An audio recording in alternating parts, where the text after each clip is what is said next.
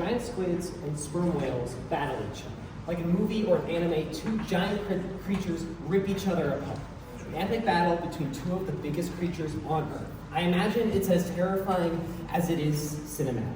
Hi, I'm Jake Berkheim, and for my internship, I spent 2 weeks at the biology department at Regis and 1 week here at RMSEL writing poems with Anna Knowles, our literacy teacher.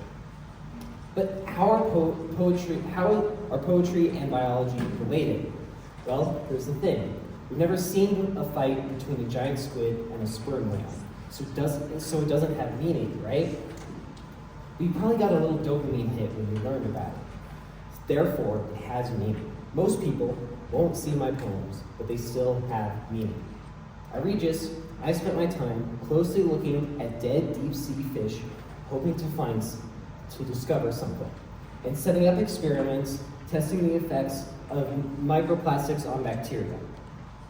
I found myself wondering, what is the point of studying deep-sea fish? Don't get me wrong, I love studying those fish, but to me, there is no usefulness.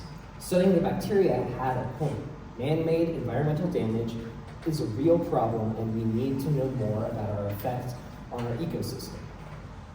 But just looking at a specific species of smelt and trying to find something that was interesting and new had no point to me.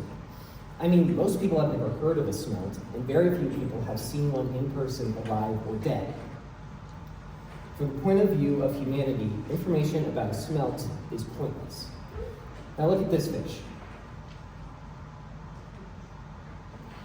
It's very boring on the surface, a forgetful fish that you'd see at a fish market.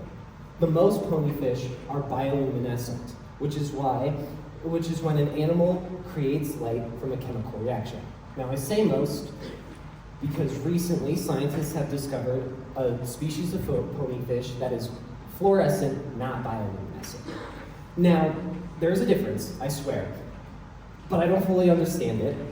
I was tasked by one of my experts, Mike Giudotti, to find the cells that were fluorescent because we didn't know which cells they were.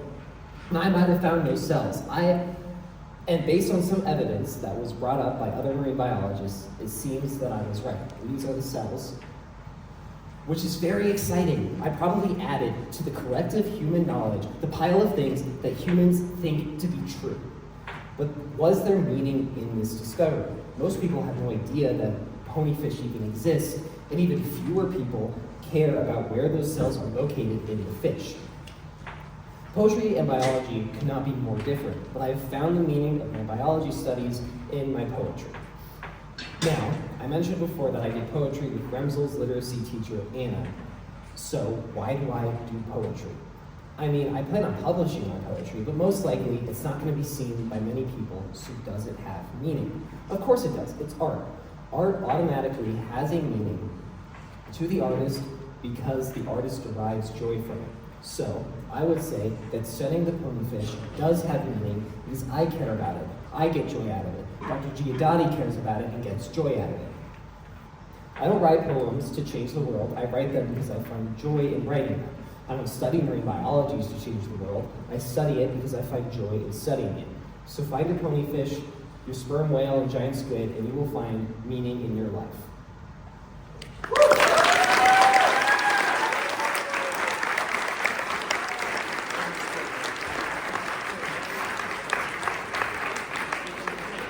Thank you, and I'd like to introduce Carmi Rosenzweig.